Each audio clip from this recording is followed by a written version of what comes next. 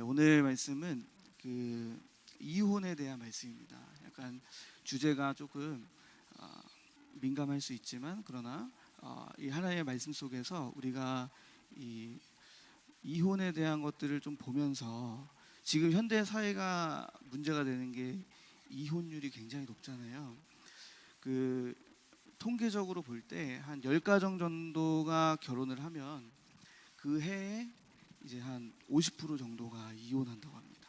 그 정도로 지금 이 사회가 굉장히 이 대한민국 사회가 이혼율이 굉장히 높고 저도 이제 아이들 합기도에서 차량 운행하는 그 알바를 했었었는데 그 알바를 하다 보면은 이제 엄청 어린 아이들 뭐 5살, 6살, 7살 이렇게 되는 아이들도 그 엄마 아빠가 지금 따로 지내고 있다라는 것에 대해서 굉장히 서슴없이 막 이렇게 고백하는 거예요. 저 때는 되게 이게 좀 부끄러운 일이고 뭔가 이제 그런 것들을 좀 경험을 했었던 적이 있었는데, 근데 이제 그만큼 뭔가 사회가 이제 이 이혼에 대한 것들을 이제 어떻게 받아들이고 이것이 지금 이 한국 사회에서 어떻게 이제 돌아가고 있는지 이제 이런 것들도 좀 우리가 볼 수 있습니다. 근데 이제 성경적으로 볼 때 오늘 이혼에 대해서 하는 것은 성경의 큰 답은 무엇이냐면 성경은 이혼을 하지 말라고 분명하게 이제 이야기를 합니다. 그러면은 이제 우리 지금 현대에도 마찬가지고 우리 교회에도 있을 수 있잖아요. 이혼 가정이 그리고 혹은 재혼 가정이.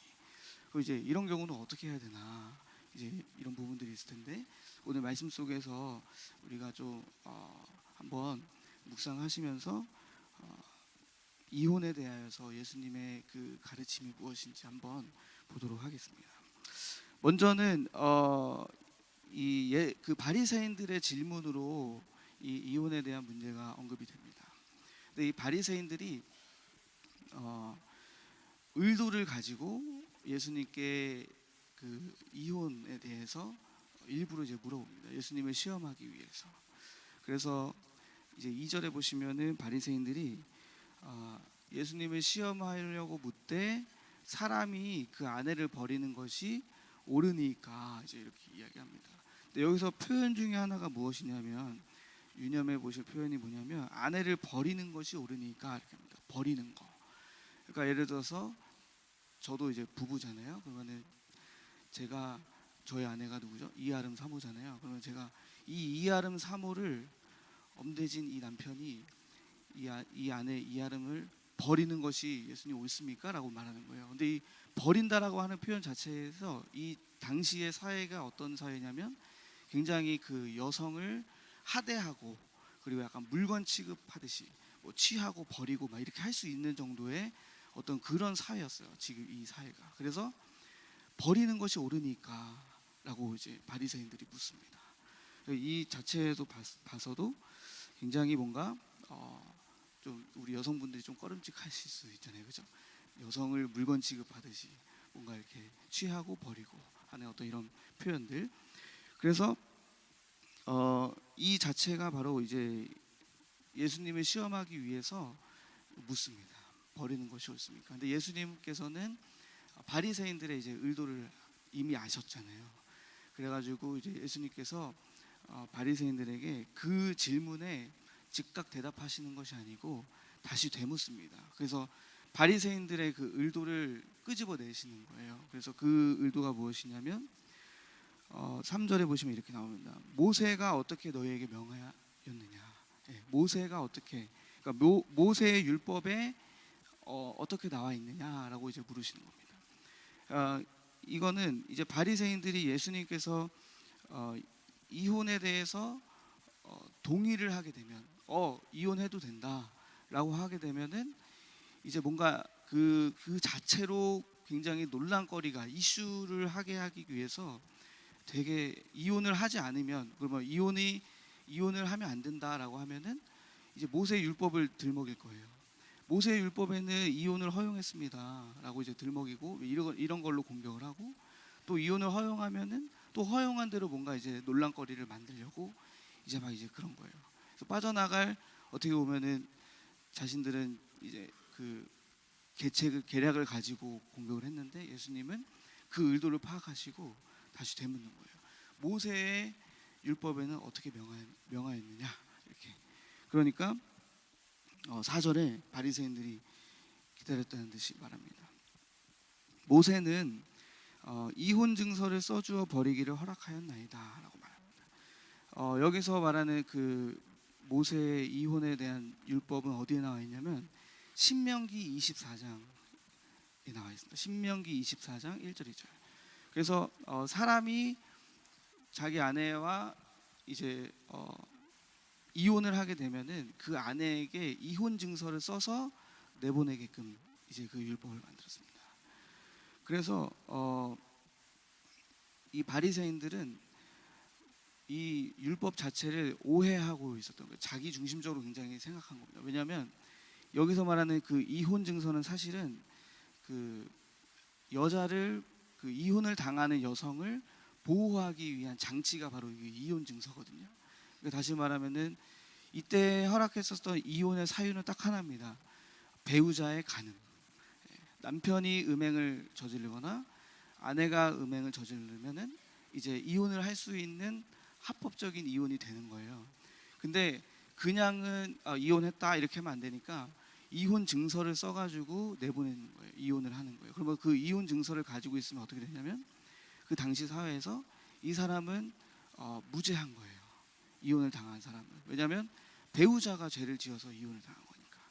그 보증이 되는 것이 바로 이 이혼 증서였습니다. 근데 이제 이게 없이 이혼을 당하면 어떻게 되냐면 이 사회에서 제대로 설 수가 없는 거예요. 여성들이. 특히 이제 여성들이 많았겠죠. 그 사회에서 여성들이 굉장히 하대받던 시절이니까 이혼을 당하면 여성들이 나중에 사회에서 그냥 매장을 당하는 거예요. 그래서 그것을 지키게 하기 위해서 그 여성들의 어떤 그 인권이라고 할까요? 그것을 보호하기 위해서 모세가 율법을 세운 것이 이혼 증서를 써서 이혼을 하면 안 되는데 이혼 증서를 써서 이혼을 해야 되는 경우에는 이혼 증서를 써서 이혼을 하라. 그러면 그 여성에 대한 그 이혼을 당한 배우자의 그 어떤 권한이 보호가 되는 거예요. 그 이혼 증서로 말미암아. 그런데 이제 바리새인들은 그 당시의 사회들은 어떻게 했냐면 이혼 증서를 써서 그냥 버리면 된다. 한마디로 이혼을 해도 된다. 이혼 증서를 쓰기만 하면. 그래서 마음대로 내 마음대로 이 여자랑 살다가 마음에 안 들어 다른 여자가 마음에 들어요. 그러면은 이혼 증서 써서 내보내고 이 사람하고 결혼하고 이제 이런 것들이 이 사회 속에서 굉장히 많았었나 봐요. 그래서 그렇게 있다가 근데 이제 예수님께서 그 바리새인들의 그 율법을 해석하는 것을 공격을 하십니다. 어떻게 하냐면 모세가 이혼을 허용했던 것은 그 이유는 바로 무엇이냐면 5절에 보시면 너희 마음이 완악함으로 말미암아 이 명령을 기록하였거니와 그랬습니다. 그러니까 이혼을 허용했던 것은 모세가 이혼을 허용했던 것은 무엇이냐면 그 근거는 너의 마음의 완악함 때문이다. 그러니까 이 굉장히 많은 그 죄를 짓는 거예요. 부부 관계 속에서. 그래서 뭐 예를 들어서 매 맞는 아내 근데 이혼을 안 해줘. 계속 그냥 그러고 사는 거예요. 그래서 모세가 택한 거는 이혼도 하면 안 되는데 그런데 그 배우자를 막 괴롭히고 또 막 못 살게 굴고 막 이제 이러면은 차라리 이혼하는 게 낫겠다. 이제 이렇게 해서 차선의 길을 열어준 것이 바로 이혼의 허용이었거든요. 이 당시에서는. 그래서 이혼을 허용하게끔 한 건데 이 바리새인들은 반대로 그것을 이용해서 이혼을 남용하게 된 거예요. 율법 하나님의 말씀을 법을 오용하고 남용하게 된 겁니다. 그래서 예수님이 그것을 지적하시는 거예요. 너희들의 마음의 완악함 때문에 그 이혼의 허용이 된 것이다. 그 반대로 말하면은 마음의 이 완악한 마음이 없이 이게 치유가 되면은 된다는 거잖아요. 그죠? 이 부부 관계 속에 뭔가 우리가 부부가 그래서 예수님이 이제 모세의 율법보다도 더 시대를 거슬러서 창조의 시간으로 가서 창조 때로부터 흘러오는 하나님의 법을 이제 말씀하시는 겁니다. 예수님께서. 그래서 뭐라고 하냐면 이제 창조 때로부터 하나님은 사람을 남자와 여자로 창조하셔서 그 남자와 여자가 부모를 떠나서 둘이 한 몸을 이루게 하는 것이 바로 결혼이다. 그래서 이것을 하나님이 짝지어 주신 것인데 이거를 사람이 마음대로 나눌 수가 없다라고 이렇게 결론을 내리십니다. 그래서 이제 제자들이 10절 이하에 보시면은 제자들이 그 예수님과 독대할 때 다시 묻습니다. 이 일에 대해서. 그래서 예수님이 하시는 말씀이 다시 말합니다. 이혼은 하면 안 된다라는 것을 이제 말씀해 주신 겁니다. 10절, 11절, 12절에 누구든지 그 아내를 버리고 다른 데에 장가드는 자는 본처에게 간음을 행하는 거고, 그 다음에 또 아내가 남편을 버리고 다른 데로 시집가면 간음을 행함이니라 이렇게 말합니다. 그래서 저는 이제 여기에서 이게 굉장히 민감한 질문이잖아요. 이 문제잖아요. 이혼이라는 것이 지금 현재도 이제 이혼 가정이 있을 것이고 또 저부터도 일단 재혼 가정에서 지금 있잖아요. 그래서 이거를 어떻게 해야 할까? 근데 제 기억으로는 작년인가요? 작년에도 한번 제가 이 이혼에 대한 주제로 새벽에 말씀을 했던 것 같아요. 그래서 계속 이 이혼에 대한 주제가 이제 좀 이렇게 오더라고요. 근데 여기에서 또 한 가지 우리가 좀 집중하고 싶은 것은 무엇이냐면 가정에 대한 하나님이 결혼의 부부가 어떻게 해서 이제 하나님께 축복으로 이 결혼의 이 가정의 축복을 주셨는지, 그것은 바로 한 몸이라는 겁니다. 한 몸, 부부가. 근데 이혼하게 된다라고 하는 경우는 많은 부부의 경우가 이제 한 몸이 되지 않는, 그래서 아내와 남편이 너는 너고 나는 나고 이제 이렇게 살기 때문에 사실 이혼이 굉장히 많은 것 같아요. 지금 시대에. 제가 이렇게 막 여러 가지 자료를 찾아보다가 요즘에는 이런 경우도 있다고 합니다. 생활비를 한 통장에 공용으로 딱 만들어서 이제 아내가 버는 수익을 여기에다 넣고 또 남편이 버는 수익을 여기에다 이렇게 넣는 거예요. 여기에는 오로지 생활비만 나가야 되는 거예요. 그래서 뭐 예를 들어서 여성이 이제 그 여성 용품들 같은 걸 되게 사잖아요. 그러면은 남편이 막 시비를 건드는 거예요. 여성 용품은 네 개인적으로 쓰는 거고 나는 쓰는 것이 아닌데 왜 생활비 통장에서 이걸 쓰냐는 거예요. 그러면은 너가 이렇게 썼으니까 나도 이걸 계산해서 나도 요만큼 떼어가겠다. 이런 사회라고 합니다 지금. 그래서 굉장히 같이 사는데 부부가 하나가 되지 못하고 뭔가 너는 너대로 나는 나대로 사는 어떤 이런 모습들. 그게 다 이 원인이 무엇일까라고 할 때 우리 예수님의 말씀에 따라서 5절에 보면은 너희 마음이 완악함으로 말미암아 이 명령을 기록하였거니와라고 했을 때 이 완악한 마음, 뭔가 부부 사이에서도 이렇게 뭔가 완악한 마음 때문에 꺾이지 않는 어떤 이런 완악한 마음이 부부의 생활을 굉장히 힘들게 하고 가정 생활을 힘들게 하고 어렵게 하고 또 한편으로는 또 궁극적으로는 하나님하고의 그 어떤 이런 모든 관계들을 다 무너뜨리게 하는 어떤 이런 것이 바로 무엇이냐면 완악한 마음 때문이라는 어떤 하나의 그 묵상이 되더라고요. 완악한 마음. 그러면은 우리 이제 그래서 이 제목이 완악한 마음에서 순전한 마음으로라는 이제 제목을 제가 잡았거든요. 그것이 무엇이냐면 오늘 본문의 뒤에 보면은 예수님께서 어린아이가 예수님께로 이제 나옵니다. 그래서 예수님이 뭐라고 하시냐면 어린아이가 내게로 오는 것을 금하지 말아라. 하나님의 나라는 이와 같은 자가 들어갈 수 있다는 겁니다. 그래서 여기서 대조가 되더라고요. 완악한 마음을 가진 자, 그러나 반대로 어린아이와 같이 그런 순수한 마음을 가진 자, 그러한 자가 현실의 삶에서 하나님의 나라를 누리고 경험하며 살아갈 수 있고, 이 완악한 마음을 갖게 되면은 하나님의 여러 가지 부부의 축복을 주어도 가정의 축복을 주어도 이 완악한 마음 때문에 하나님의 나라를 경험하지 못하고 도리어 그 주신 축복이 깨어지게 되는 어떤 이런 일들이 있구나라는 것이 묵상이 되었습니다. 그래서 이렇게 보시면은 그런 완악한 마음이란 것이 무엇일까라고 할 때, 우리는 그렇다면 이것을 어떻게 해야 할까라고 할 때, 완악한 마음은, 그래서 여기서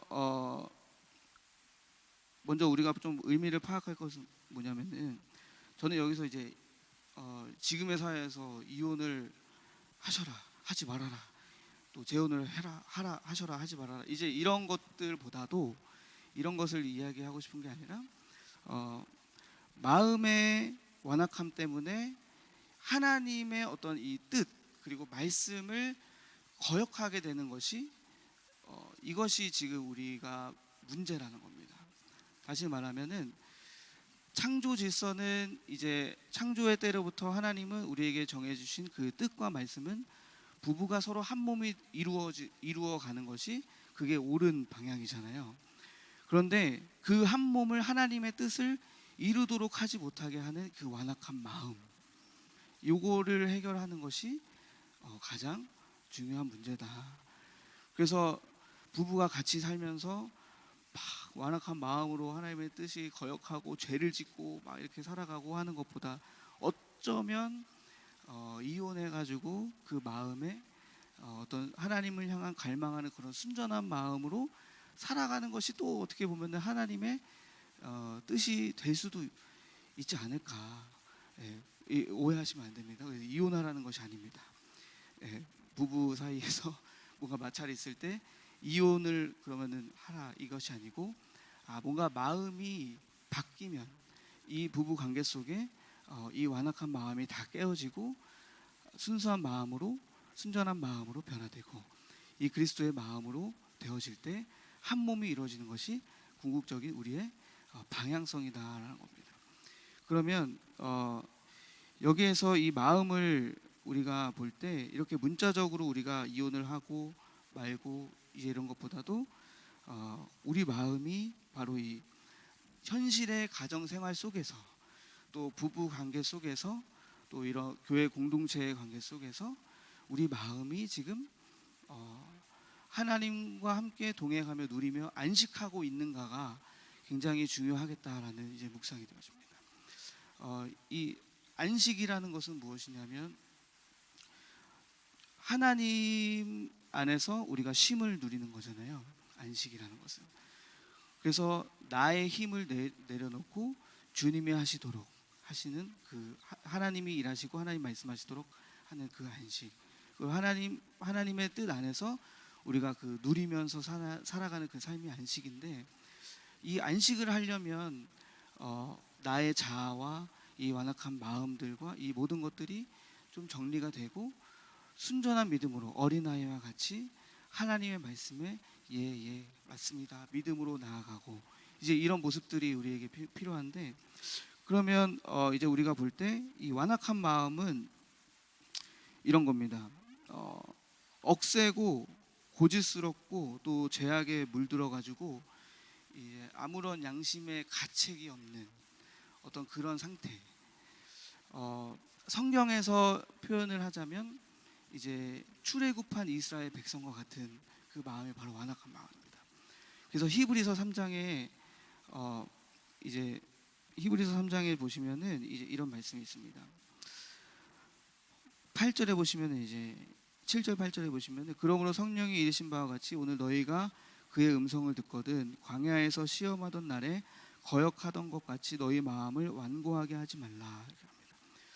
뭔가 이제 광야에서 이스라엘 백성들이 하나님 앞에 이 말씀을 거역하고 계속해서 불순종하고 원망 불평하고 했던 어떤 이런 모습들, 이게 바로 이제 하나님 앞에 완악한 마음, 완고한 마음, 이 태도라는 거예요.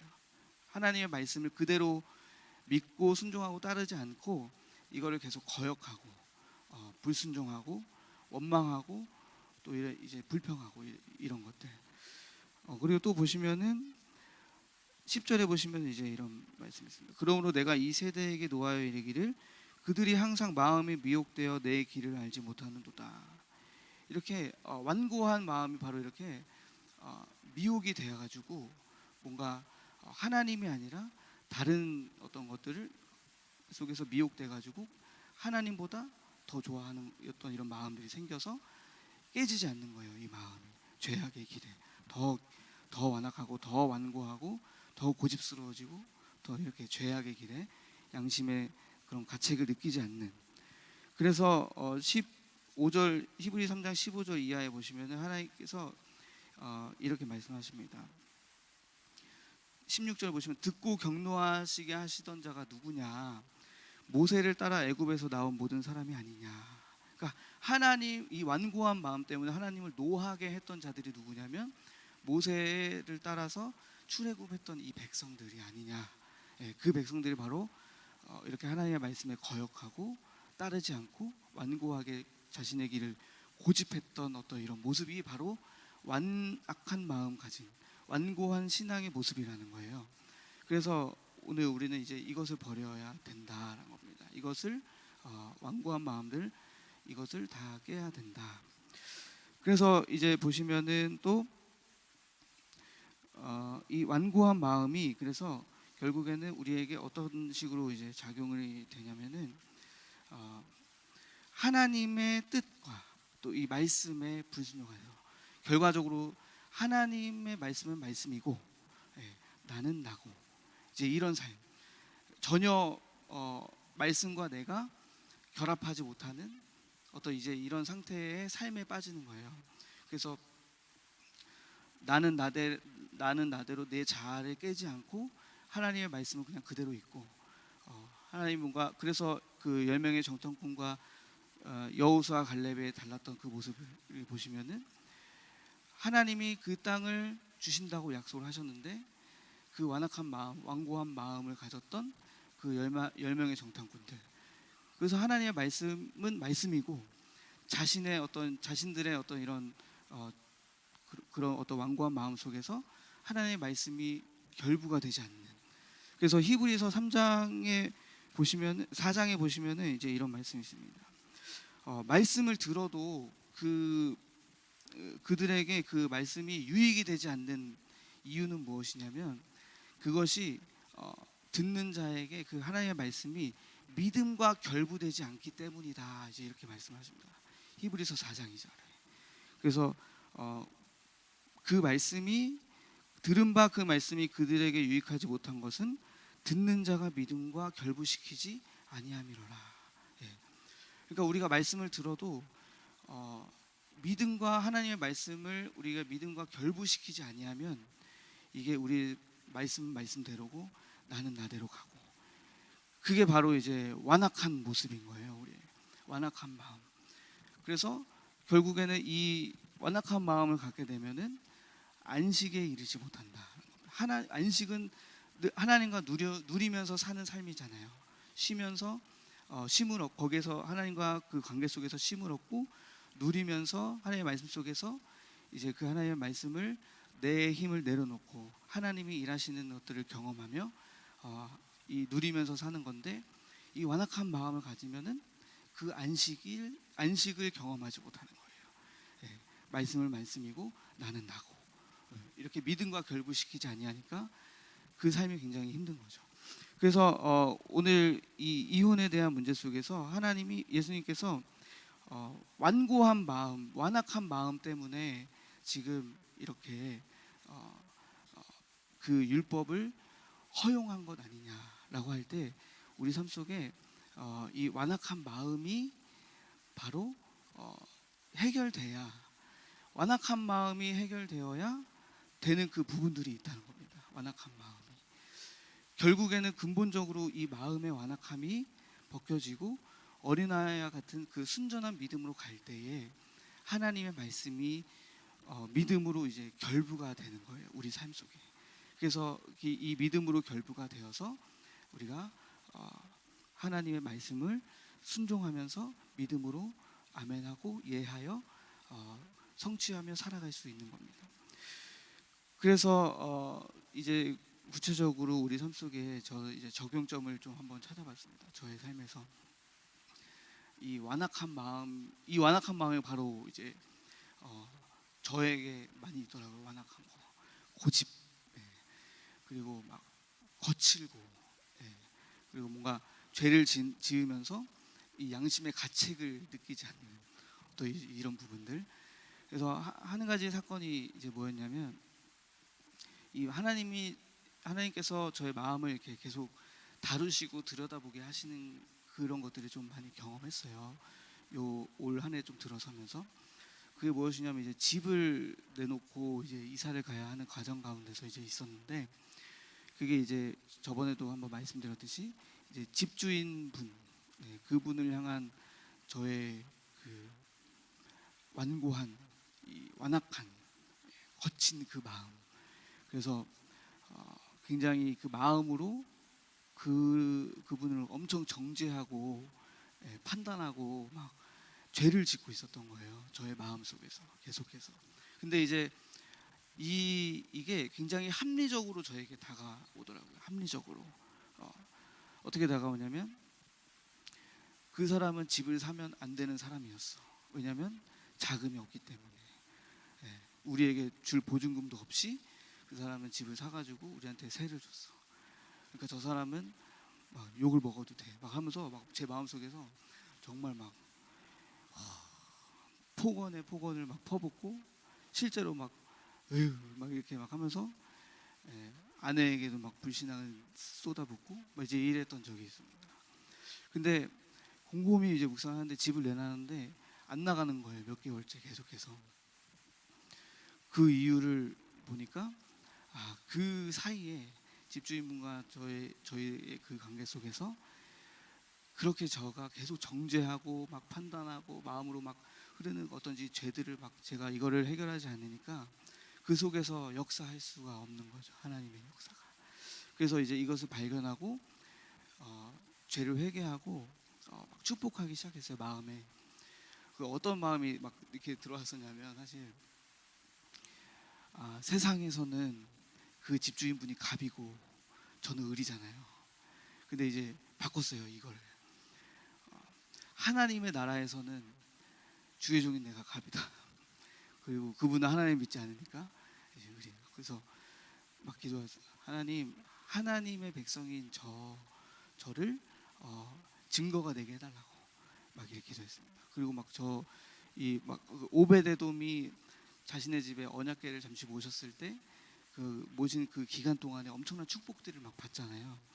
그것과 같이 하나님 이 집주인분을 축복해 주시고 막 더 잘되게 해주시고 그리고 이제 정죄하는 마음들 다 해결하게 해주세요. 기도하면서 하다 보니까 점점 그분과 소통이 되면서 막 열심히 도와주시고 저도 막 열심히 이걸 하게 되면서 이런 과정들을 막 겪어가더라고요. 그래서 그런 마음이 막 그렇게 완악한 마음이 무너지고 점점 부드러운 마음으로 이제 해결이 되고 그 관계 속에서 어느 날 이제 금요일에 예배 전에 갑자기 이제 저에게 연락이 와서 집을 보러 와도 되겠느냐 해가지고 집을 보러 와서 그분이 토요일날 보고 너무 마음에 든다. 주일날 자기의 어떤 그 오빠라고 하는 사람과 같이 와가지고 보고 또 갔어요. 그래서 마음에 든다 해가지고 월요일날 계약을 하겠다. 자기 이 집을 계약을 하겠다. 자기는 대출을 안 받아도 된다. 그래서 자기는 현금 1억이 있다는 거예요. 그래서 거기서 놀랐어요. 어떻게 이런 일이 벌어지지? 그래서 제가 어떻게 했냐면 그 가정에서 그 전에 이 집이 조건으로는 절대 그렇게 나갈 수가 없는 집인 거예요. LH 전세 대출도 안 되고 그 다음에 뭐 요즘에 전세 사기가 많으니까 전세금을 지킬 수 있는 보험 같은 것도 이제 집주인이 못 들어준다고 그랬어요. 그래가지고 막 안 되고 오로지 현금 1억이 있거나 아니면은 그 일반 은행 대출로 해가지고 나와야 되는데 그래서 하나님 앞에 막 기도했죠. 하나님 어쨌든 반드시 하나님이 나가게 해주실 것을 믿습니다. 1억이 있는 사람이든 일반 전세 은행 대출이 있는 사람이든 어쨌든 하나님 저는 이 관계 속에서 계속해서 흑암을 결박하고 마음을 죄짓지 않으려고 계속해서 막 낙심되면 또 막 끌어올려서 아니지 반드시 하나님이 은혜를 주실 거다. 뭐 이제 이러면서 계속 나아갔거든요. 그래서 그랬더니 이제 막 그런 마음의 문제를 해결하니까 이 마음에서 막 범죄하고 막 흑암이 막 역사하고 이제 이런 것들을 발견하고 해결하고 저는 아무것도 한 게 없어요. 그냥 그 집을 내놓고 이제 기도하면서 기다리고 그리고 하나님께서 지혜를 주시더라고요. 뭐냐면 제가 전에는 저희 부부가 좀 무지해가지고 집을 보러 오면은 그냥 그 사는 그대로 보여줬어요. 빨래감 막 널브러져 있고 막 애기들 막 기저귀 막 널브러져 있고 막 장난감 널브러져 있고 막 이제 이런 상태로 집을 보여주니까 집 보러 와가지고 약간 이제 감동이 안 되는 거예요. 그래서 제가 마음에 이런 조건이 안 되는 집 이게 나가려면은 이 사람들이 와가지고 감동을 받아야 되는구나. 그래가지고 집을 진짜 깨끗이 다 치우고 막 향기도 뿌려놓고 막 조명을 막 밝게 막 해놓고 우리 두 자녀를 막 풀어놨어요. 그래서 막 엄마 아빠 하면서 막 애기 막 기어다니고 막 이제 이런 모습 화목한 모습들 이제 보여줬거든요. 그랬더니 이분이 토요일 와가지고 그 월요일날 계약하신다는 분이 하시는 말씀이 그러더라고요. 자기는 이 집이 나의 보증금을 지킬 수 있는 장치가 아무것도 없었다. 그런데도 내가 계약을 하려고 하는 이유는 뭐냐면 우리 사장님 내일을 보니까 너무 좋아 보였고 그 집이 너무 기운이 좋았대요. 본인의 말에 의하면 기운이 좋았다 이렇게 말하는 거예요. 그래서 거기에서 깨달았어요. 이분이 감동 먹었구나. 네, 감동을 먹었네. 그래가지고 이제 계약을 하게 됐어요. 그래서 계약을 하고 저희도 이제 이사 가려는 집을 계약을 해가지고 이제 3월 말일에 이사를 가게 됐는데 그 과정에 제가 막 하려고 했었던 부분들이 있잖아요. 이 집을 막 어떻게 하면 나가면 머리 쓰고 막 이렇게 했는데 그때는 전혀 안 돼요. 전혀 안 돼요. 전혀. 정말 뭐가 안 되고 계속 막히고 집을 보러 와도 마음에 들어요 하고 계약 안 하고 이제 막 이러니까 막 사람 조급해져가지고 막 어떤 이런 여러 가지 막 방법도 쓰고 그랬는데 오히려 이 마음의 완악함의 문제를 정말 뜻하지 않게 그 집주인하고 저의 사이의 마음에 지금 막 죄를 범하고 있는 저의 그 마음의 그 세계를 막 발견하고 여기에서 흑암을 꺾어버리고 나니까 그 관계가 풀리면서 마음의 그 완악함이 풀리면서 집주인하고 저하고 하나가 돼가지고 너무 수고하셨어요 막 이러더라고요 나중에는. 그래서 제가 막 그랬어요. 제가 얼마나 집이 나가기 위해서 기도했는지 몰라요. 이제 교회 안 다니시거든요. 예수님 안 믿으시는데 정말 많이 기도했어요. 뭐 그러면서 막 이제 막 그렇게 이야기를 해줬거든요. 그래서 결국에는 하나님이 우리의 마음에서 마음에 많은 이 완악함이 풀려질 때 정말 이 무한한 이 마음의 세계. 그래서 여기에서 막 죄를 막 엄청나게 많이 범하잖아요. 저희가 음욕도 품고 그다음 사람 정죄 판단하고 막 여기서 막 살인도 일어나고 마음의 세계에서 그래서 결국에는 이 마음의 문제를 완악한 마음을 해결하고 마음의 문제를 흑암을 결박하고 해결했을 때 어떤 삶이 열리게 되는 어떤 이런 경험들을 이제 하게 되더라고요. 그래서 정말 하나님 앞에 감사하고 그 모든 일들이 이렇게 하나님의 이 완악한 마음을 가지면은 아까 말씀드렸듯이 말씀은 말씀이고 언약은 언약이고 나는 나대로 이렇게 가는 거. 이제 이런 부분들을 우리가 좀 발견할 때 이게 아니라는 겁니다. 믿음과 말씀을 들어도 유익하지 않은 것은 믿음과 결부시키지 아니함이라 히브리서 4장의 말씀에. 그래서 우리가 듣는 이 말씀이 우리에게 유익이 되고 우리 삶에서 성취가 실제로 되려면 이것을 우리가 믿음과 결부시켜야 된다는 거. 늘 마음의 문제를 해결해야 된다라고 들어도 믿음과 이것을 우리가 실제적으로 결부시키지 아니하면 아무런 역사도 일어나지 않는다라는 사실이 깨달아졌습니다. 그래가지고 우리가 말씀을 많이 듣고 강단에서 메시지를 듣고 또 사역자님들을 통해서 막 말씀을 들을 때 이것이 아니 근데 하면서 밀어내는 것이 아니고 우리 삶에서 이것을 믿음과 결부시키는 작업이 반드시 저와 여러분들에게 성취가 되기를 간절히 소망합니다. 네, 우리 지금 다 함께 기도하겠습니다. 하나님 감사합니다. 우리의 삶을 통하여서 하나님 믿음을 달아보시고 늘 언제나 하나님의 말씀을 믿고 있는지 또 하나님의 이 말씀을 실제적 삶에서 믿음과 결부시키며 살아가고 있는지 우리가 우리의 자신의 모습들을 잘 판단하기를 소망합니다. 그래서 죄를 짓고 있는 마음의 세계에서 막 죄를 짓고 있는 이 모든 흑암들을 다 결박시켜 주시고 온전히 오늘 이 시간 마음의 문제들을 해결해서 아버지 하나님께서 모든 관계가 풀려지고 부부 관계 속에 한 몸이 이루어지고 또 안식에 이루어 나가고 하는 어떤 이런 모습들이 우리에게 삶에서 성취될 수 있도록 함께하여 주시옵소서. 모든 것 감사드리며 예수 그리스도의 이름으로 기도드립니다.